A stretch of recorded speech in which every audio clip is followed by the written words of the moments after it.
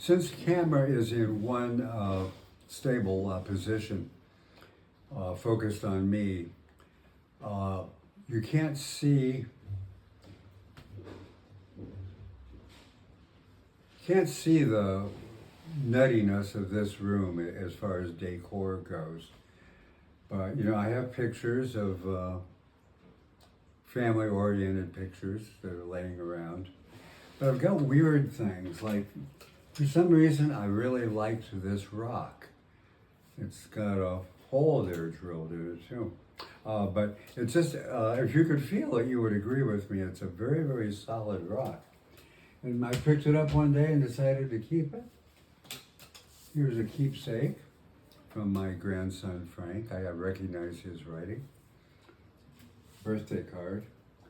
On the day of my son Gabriel's wedding, they had a photographer in the lobby taking pictures of the poses of drunk guests. So here's a couple of my sisters making a Jimco sandwich. Kate and Edie.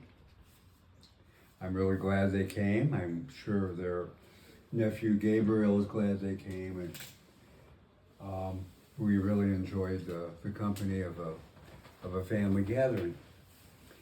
So now you know a little bit more about Lodi in 1956, and that pertained slowly as the 50s turned into the 60s, and we had Eisenhower, and we had Kennedy, and we had Johnson, and I was there 10 years, from third grade to graduate, from 8 to 18. And I gotta say, it was, as it should be for any 8-year-old, a pretty significant, impressionable part of my life. I met my neighbor, Ricky Grimm. He was the first playmate that I met when we lived to Lodi. The house the back porch was built over a cistern. House had been built in 1915. The backyard was terraced, and no less than 5 variety of fruit trees. We had multiple varieties of apples. We had peaches, cherries, quince, and plums. Those were all fruit trees that were on the edge.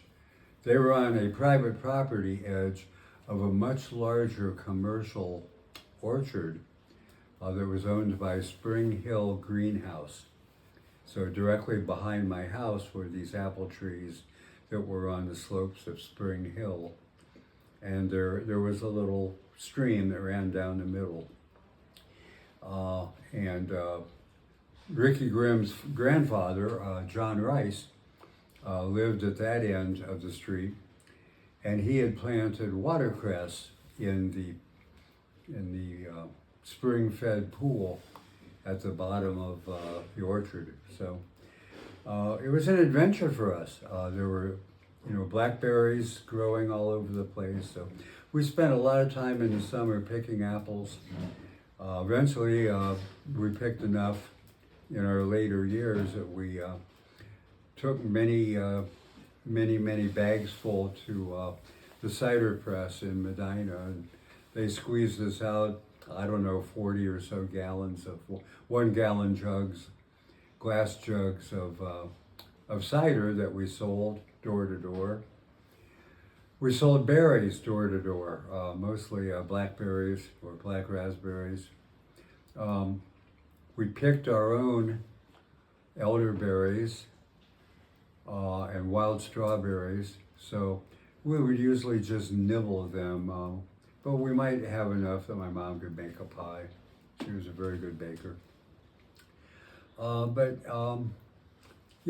was a big deal. I mean, in the world it was not a big deal. In this 8-year-old boy, it was a big deal because I'd always lived in a city. That's where I attended school, and I mentioned earlier that we lived in 2 different communities where there was a sizable Jewish population. Lodi not so much. We were the only Catholics in the entire town. And when I say we, it wasn't even everybody in my house because my dad wasn't Catholic. That was not something that I broadcast because in a small town, be it in Ohio or Alabama or anywhere, in a small town you didn't want to be different, especially when you were an 8-year-old boy. So there were no Jews, there were no Negroes. You'd have to go to Medina to find anybody that was of color, and there weren't too many in Medina or Worcester. But you know, a lot of my classmates were farmers. Once we got to high school, they had these blue corduroy jackets that signaled them as members of the Future Farmers of America. And whereas many of their dads or moms did have a factory job maybe during the day, an awful lot of these kids, both parents stayed at home and they did farm work, and that was the family's subsistence. So that was the end of that. I mean, I lived through the end of that because shortly after I left high school, Medina County and places like it, the developers started making bedroom communities for families to work in Akron and Cleveland, but live in quieter urban environments. Let's see, third grade, Tony Geddes and I got to go out and start our recess early because we did so well in a spelling contest. For third grade was good for me. I got a lot of A's and stuff. Fourth grade, started losing some of those A's. Started getting in trouble with the authorities for some reason. We had these books to look at in a little bookcase underneath the row of windows in fourth grade.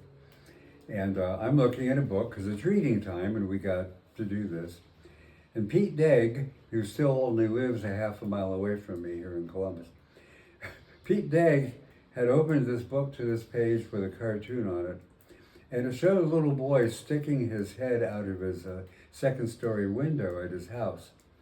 And it showed a whole bunch of people marching inside the front door of his house. And the lesson was, maybe it had something to do with the Constitution and, you know, seizures and things like that. The caption read, "What would you do if strangers were allowed to enter your house?" And I laughed out loud. And Mrs. Sechrist, who generally liked me, and she was not a mean teacher. And she didn't hit me because that wasn't her style. Her style was just to put you outside the classroom in the hallway. Well, I guess we had a principal whose number one job was to roam the hallways. And this was still back in the days where the school in 3 different wings was K through 12. So the older building in front with the basketball court and with auditorium was in stage. That was a high school. And then there was middle years in the middle. And then up north was the kindergarten where my sister Becky was, and you know, grades 1 through 5 or so. So the principal walks by, sees me outside. He asks me what I'm doing. I start to tell him what I'm doing. I'm starting to answer his question to him. And he grabs me by the neck and just kind of smacks me in the mouth. And, you know, I was pissed only because I realized the unfairness of it. I mean, he's bullying me. He's asking me to answer a question I can't answer because he's going to hit me. So that's my takeaway from fourth grade. Fifth grade, we had a writing teacher, that, you know, writing of script. She was real mean, so you definitely did not want to get on her backside.